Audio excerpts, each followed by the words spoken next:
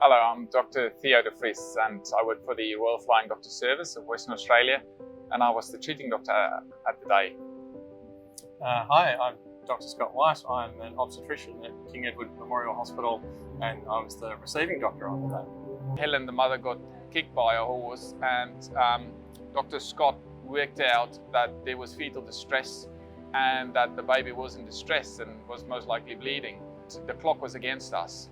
So essentially, the quicker we could get the baby and mum out from Narrogin into a specialist hospital, the better the outcome would be, because specialist and tertiary services would give the baby a much better chance. Things happened amazingly quickly on that day. So from the first moment that I heard about Helen and her baby and the situation that they were in, my advice was basically get me this baby as soon as you possibly can. And the RFDS team were just outstanding, and all of the other people that go to coordinating a transfer. And I literally went to the top of my hospital and looked from King Edward across to Perth Children's Hospital, and I could see the RFDS helicopter land on the pad, and so I knew the patient were 10 minutes away. And then they came through. They brought Helen through to our hospital. We did an assessment. We already had blood on standby ready to go, our transfusion team ready to go.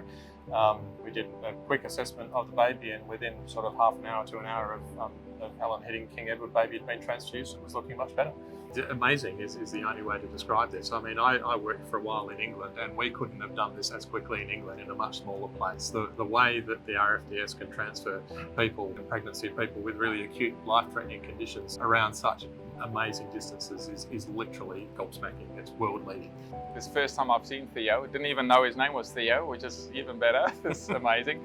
Yeah, no, knowing he was a baby 31 weeks inside Helen, and now seeing him, and he's such a bubbly, alive child, it's absolutely beautiful. Most people who've lived in the country for most of their lives will have experience with them or their relatives having been evacuated through the RFDS. I know my family have.